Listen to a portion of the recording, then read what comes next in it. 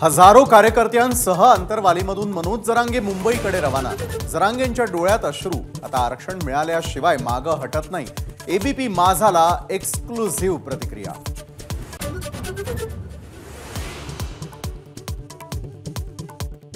आमरण उपोषण करतच मुंबईकडे कूच। मनोज जरांगेंचं वक्तव्य 7 महिने दिले आता आर पारची लढाई। जरांगेंचा एल्गार 26 जानेवारीला मुंबईमध्ये जरांगे उपोषणाला बसणार।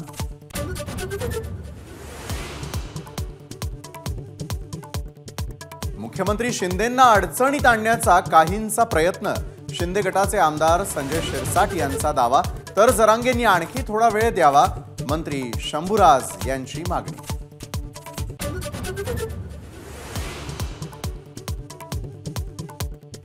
मराठा आरक्षणासंदर्भात मुख्यमंत्री शिंदेंची बैठक। बैठकीला सर्व जिल्हाधिकारी, विभागीय आयुक्त उपस्थित। कुणबी प्रमाणपत्र वाटपासंदर्भात शिंदेंकडून आढावा।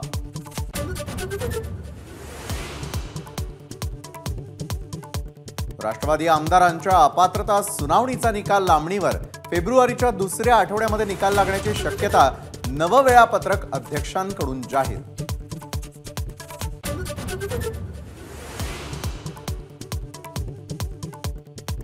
वयस्कर लोक लवकर संधी देत नाहीत। अजित पवारांचा शरद पवारांना टोला। अजित पवार कुठून आले, संधी कुणी दिली, शरद पवारांचा प्रतिटोला।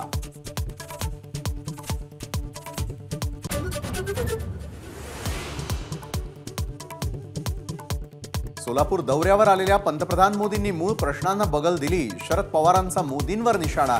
ईडीचा हत्यार म्हणून वापर होत असल्याचा पवारांचा आरोप।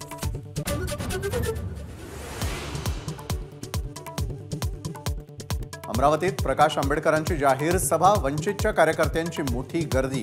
लोकसभा निवडणुकीच्या पार्श्वभूमीवर राज्यभरामध्ये सभांचं आयोजन।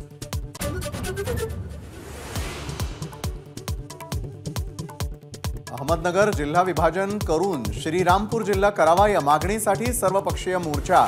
श्रीरामपूर शहरामधून निघालेल्या मोर्चाला मोठी गर्दी।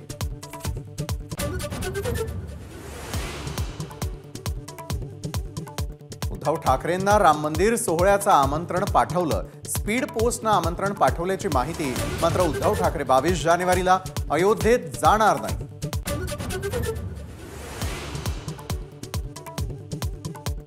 आज रामाची मूर्ती गर्भगृहात विराजमान होण्याची शक्यता। पूजेनंतर मंदिरात दर्शन बंद। 22 जानेवारीला प्राणप्रतिष्ठेनंतर 23 जानेवारीला सर्वसामान्यांसाठी राम मंदिर खुलं होणार।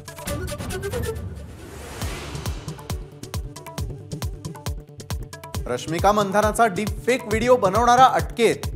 एमडी नवीन या व्यक्तीने तयार केला व्हिडिओ। दिल्ली पोलिसांची कारवाई। एबीपी माझा, उघडा डोळे बघा नीट।